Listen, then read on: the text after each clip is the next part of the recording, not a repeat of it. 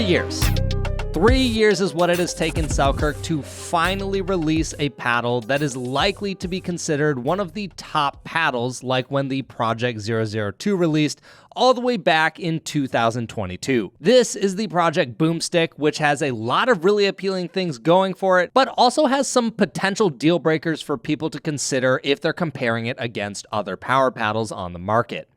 So, let's break it down. The price of the Selkirk Labs Boomstik is going to be $333, and if you use code INF-PBSTUDIO, you'll receive a $40 gift card that you can use for future orders. Selkirk is also saying that for the first 60 days of the Boomstik being out, that if you do leave feedback on the paddle after purchasing, then you'll also receive an additional $33 in credit. Now, here's something Selkirk's doing that they haven't done before.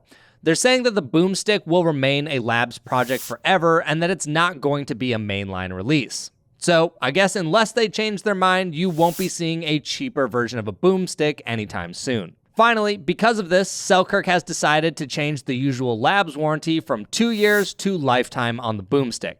So that is a welcome upgrade. Now, on screen, you'll find the rest of the specs for the Boomstik. Selkirk is using the new wide body and elongated shapes that they introduced with the ERA, and these are supposed to be what they will continue to use moving forward to help simplify their lineup. If you're looking closely at the spec sheet, one thing that may stand out to you is the high static weight of these paddles, and we'll come back to that more later in the video. So make sure you stay around for that because I think it's going to be a pretty big discussion about this paddle. On our unit, the elongated has a swing weight of 118, which is very reasonable. And then our wide body was 116, which is definitely on the heavier side for this shape. To my knowledge, the average target swing weight for the wide body version of this paddle is supposed to be 113 or less.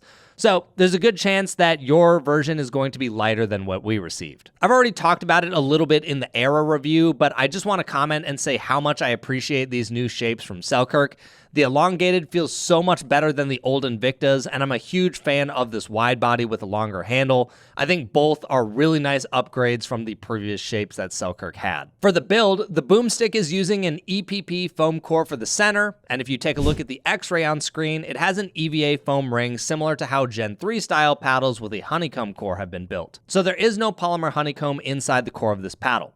The handle still has some, but the primary hitting zone is all foam. Now, presumably, if this holds up similar to other foam core paddles, this should be far more durable than what we've seen from Gen 3 performance paddles, which would be a welcome upgrade if we didn't have to keep having core-crushed performance paddles on the market. They're also using the Infinigrit texture on the Boomstik, which Selkirk claims lasts 3 times longer than raw carbon fiber. Now that Selkirk has finally put Infinigrit on a paddle that people actually want to use, we'll finally be able to figure out how true this claim is or isn't. But anyways, those are the specs and build info that you need to know about the Boomstik. While people will inevitably argue about the high price tag and whether the value is there or not, the one thing in my opinion that really is not debatable is the performance. All of my thoughts apply to both the elongated and the wide body. I think both of these paddles play exceptionally well, and what you choose will mostly come down to what shape you generally prefer. I haven't found that the differences between these are so drastic that if you liked elongated paddles, you would suddenly prefer a wide body or vice versa. But anyways, Boomstik might be the most appropriate name they could have given this paddle. Not only does the paddle hit hard, but it makes a loud cracking noise whenever you hit a drive or put away that you really can't mistake for any other paddle but this one. You can listen to some sounds here. Ooh. Huh? Oh, boom. No way. That's not a bag.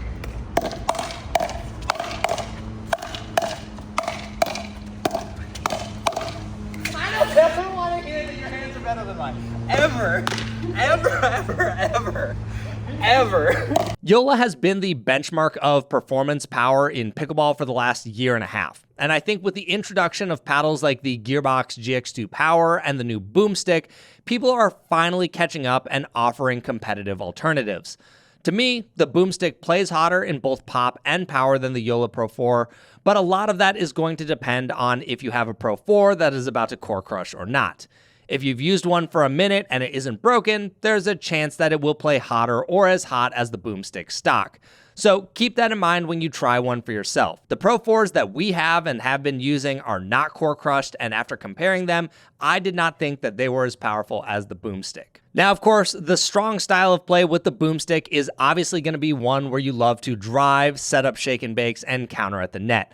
There's no question that this is what the Boomstik was built for. Serves were able to set up a lot of really easy thirds, whether that was for an easy drop or to set up a big drive that goes into a shake and bake for my partner. I think one of the areas that really stood out to me was serves. It was very easy to get them deep without having to put that much effort into it. So if you love big drives, putaways, and counters, the Boomstik was literally built for this. Now, where I think the Boomstik sets itself apart from some of the other power paddles on the market is the sweet spot is very forgiving. I have not had a single moment in the time that I've used the Boomstik where I felt like it fell short in stability or didn't give me enough power on off-center shots. Power paddles like the Ripple V2 and Body Helix Flick F1, while they may hit very hard, there is a very sharp drop-off in power if you start missing center.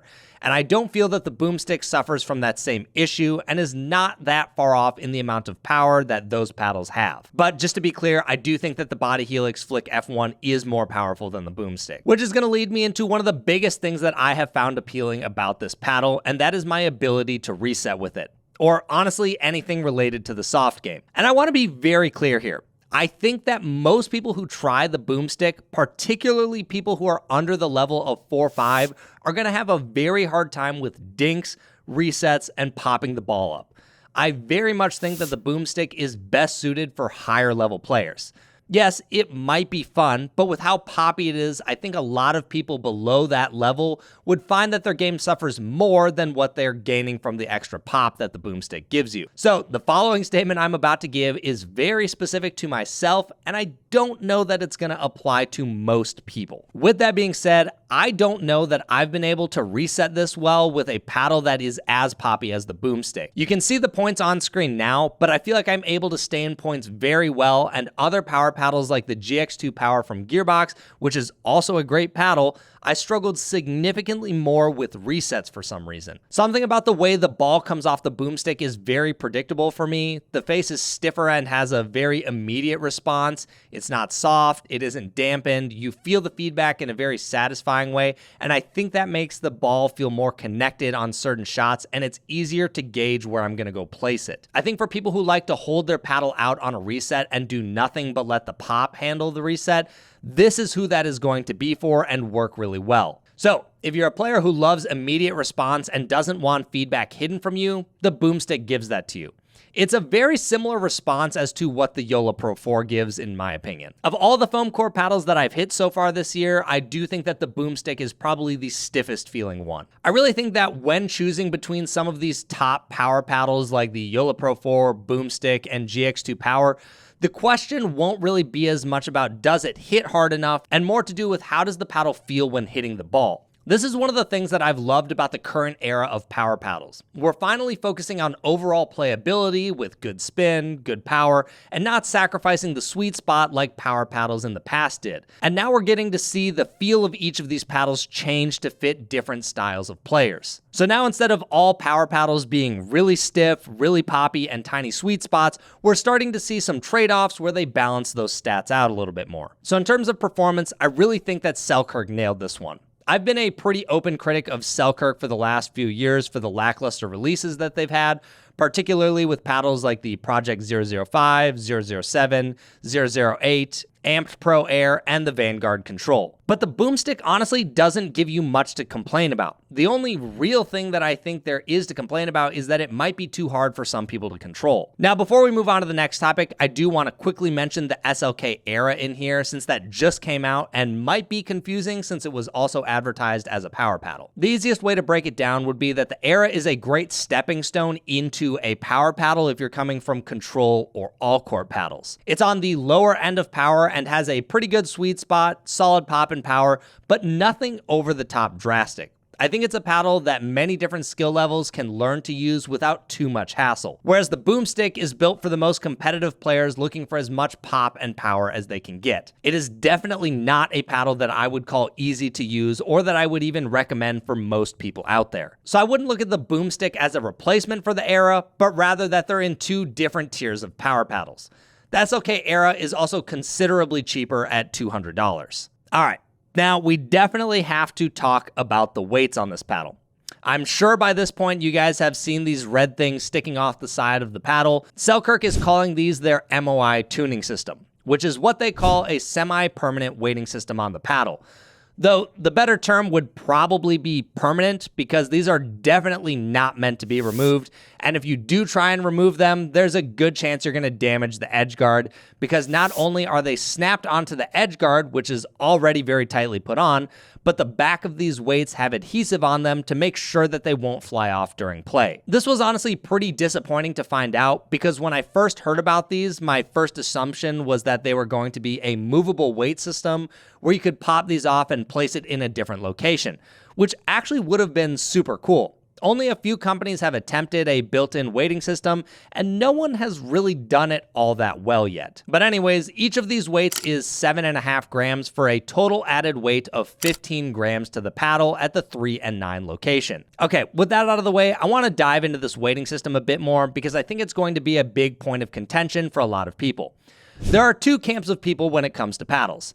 Those who expect a paddle to be ready and playable for them out of the box, and those who are going to add weight and want to customize it exactly how they prefer. Competitive players add weight to improve the performance of their paddle, such as making it hit harder or improving the sweet spot. There are a lot of upsides to adding weight to your paddle, which is why Selkirk is doing it for you out of the box. Over the last year and a half, it has become a lot more common for companies to essentially build in extra weighting into their paddles to make them more playable out of the box, so that you don't have to customize them as much to get the best performance out of them. So the question becomes, do you build a paddle to play great out of the box, or do you make it lighter with slightly worse performance and let people customize it themselves to improve the performance? We actually have two boomsticks without the weight on them, and the swing weight for the wide body is 102 and the elongated is 107. So with that being known, I think Selkirk probably could have split the difference and added 3.5 grams of weight to the sides. This would have increased the performance of the power and stability, but still left the paddle lighter with some options to customize it even more. To me, that probably would have been the best trade-off. I think the thing that I keep coming back to is the boomstick should be a pro-level paddle. This is an elite level of pop and power designed for competitive players, and most people who play competitively know how to add weight and what they want to do to customize the paddle. So I find it slightly odd that Selkirk chose to build in this much weight into the paddle stock. But at the end of the day, it's a tough decision if you're Selkirk. If they did no added weight, people may find that things like the sweet spot are smaller and that it didn't hit hard enough.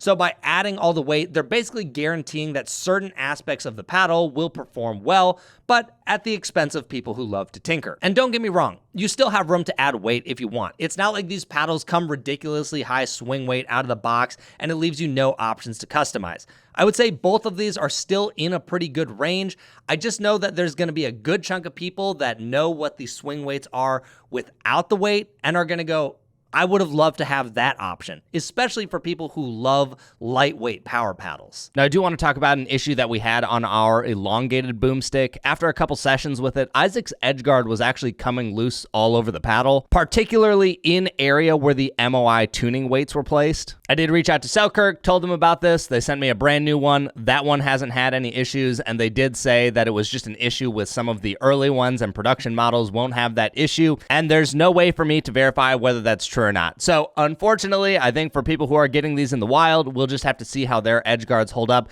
but it would make sense that putting that much weight at the edge is probably going to tug on the edge guard as you're playing with the paddle. I will say, of all the issues we could have had, an edge guard is probably the least concerning to me, because at least that is very possible to fix just by adding more adhesive versus something structural like the core breaking down or other issues with a material inside of the paddle. But regardless, for $333, your edge guard should never, ever, ever come off your paddle. So anyways, that's just one quick thought we had on the durability of one of our units. So to wrap this up, here are my first impressions of the boomstick.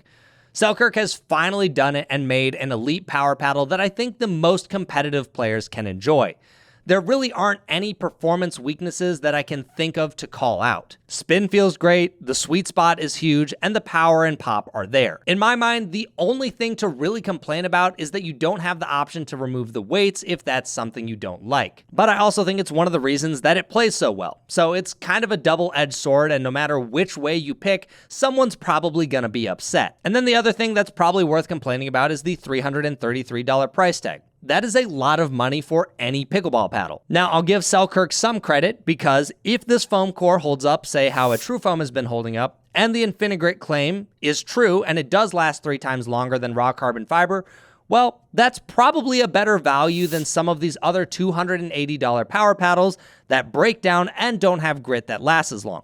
But of course, we're gonna need more time to see if that actually holds up. Personally, in my testing of the wide body paddle, I haven't found that I would really change anything about it, and that includes adding weight to it. I think the way it plays out of the box for me personally is great. So I'm one of the people that this weighting system did end up working out pretty well. And as far as potential mains go, this is definitely on the table for me. I would say at the moment, I've narrowed it down to the Honolulu J2NF, which is what I currently take to tournaments if I want to play some serious games. But the Boomstik, in the testing I have done so far, I've been really impressed with how well I've been able to play with it. My biggest question mark at this point is when I start playing much more competitive games in a tournament environment, will I still be able to reset and control it as well as something like the J2NF? Historically, my best pickleball has not been played with the most powerful paddle out there. But the way I've been able to control the Boomstik so far, I've been really impressed, and it definitely has me wondering if I should consider using it more. So who is this paddle for and who isn't it for? The Boomstik is for players looking for top-tier power, people who want stiffer, immediate feedback from their paddle, people who liked the idea of a foam core but wasn't a huge fan of how they felt off the face. To me, the Boomstik is one of the most different full foam core paddles that are out right now. But the Boomstik is not for people who are, 1, on a budget, people who struggle with their soft game, or if you're a casual rec player, the Boomstik is definitely not for you and you don't need this paddle. And lastly, if you already have a performance paddle like the Yola Pro 4, Gearbox GX2 Power, or a Ripple and you enjoy it, I really don't think that you need a Boomstik.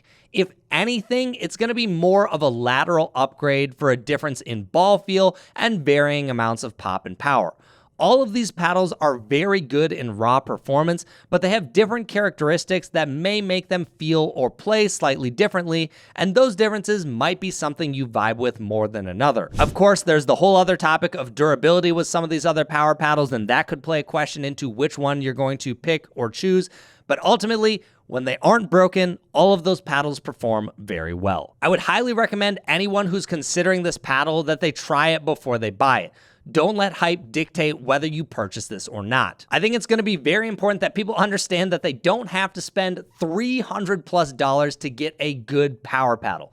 In fact, I'd wager that the majority of you watching this video would play better by not using a Boomstik unless you're a 5.0+ player who really wants all the pop and power they can get, because that's who this paddle was made for. Of course, you're welcome to buy it if you want, but that is my warning to you, that 1, you don't need this, and 2, it's probably not going to improve your game that much unless you have very good control and soft hands. But anyways, thanks for watching, and we'll keep you guys updated as we have more thoughts on the paddle.